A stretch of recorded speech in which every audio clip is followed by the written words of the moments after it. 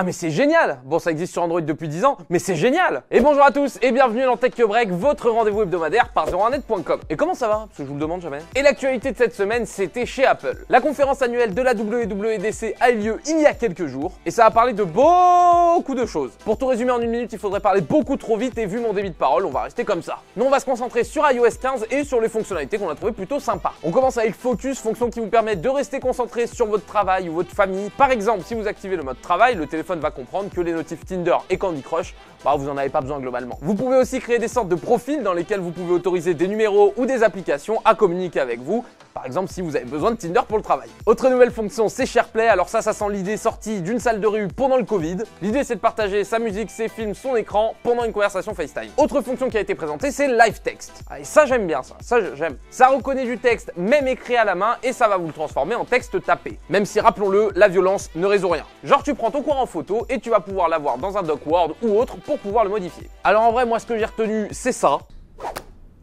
Ok. J'avoue que ça rajoute quand même un charisme de fou quand ça marche.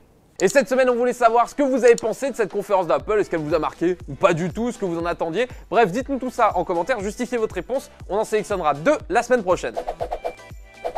Et le chiffre de cette semaine, c'est 665 €. C'est le prix de la PS5. Ah non, attends, j'ai mal lu. C'est le prix d'un pull avec le logo de la PS5. Attends, quoi? Oui, vous avez bien entendu, 665 € pour ce magnifique pull issu d'une collab entre PlayStation et Balenciaga. Alors évidemment, c'est pas des chiens Balenciaga, ils ont fait quand même un produit accessible, faut pas déconner. Comme ce magnifique t-shirt dispo en rouge ou en noir que vous pouvez vous procurer pour seulement 510 €. Une aubaine. Non mais en vrai, 2 secondes, parce que je sais le truc le luxe, c'est cher, machin, la rareté, mais comment tu peux vendre un t-shirt qui est un vulgaire bout de tissu d'aussi bonne qualité soit-il, et encore, ça reste à prouver. Plus cher qu'une console qui est quand même un concentré de technologie de fou sur lequel t'as des dizaines de mecs qui ont bossé pendant des années, que ce soit sur l'interface ou le design. Mec, ça y est, on a enfin fini la PS5, là, 10 ans qu'on est dessus, tu l'as à 500 €, mais par contre, c'est un truc de fou. Hein. Ah ouais?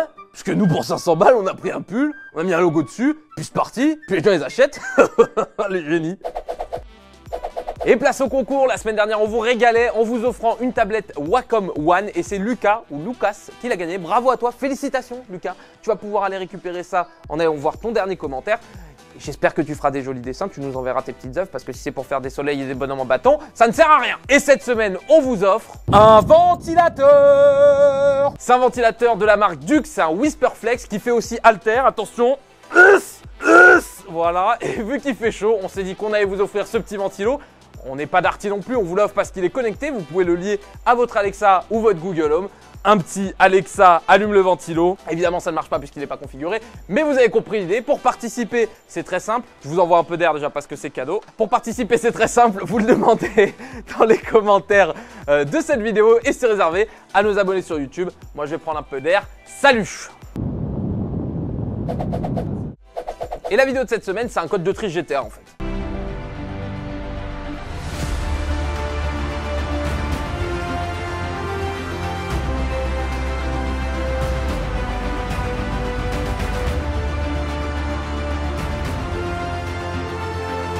Voici CopterPack, qui a été fabriqué par l'entreprise australienne CopterPack. Oui, on peut pas avoir des idées de fou et dans le produit et dans les noms. Alors l'idée est plutôt cool, un sac à dos, des hélices et c'est parti pour s'envoler et faire Zumba Caféo. CopterPack n'a pas précisé si ce produit était un prototype et une démo technique ou s'il voulait vraiment le vendre. Alors qu'est-ce qu'on sait du produit?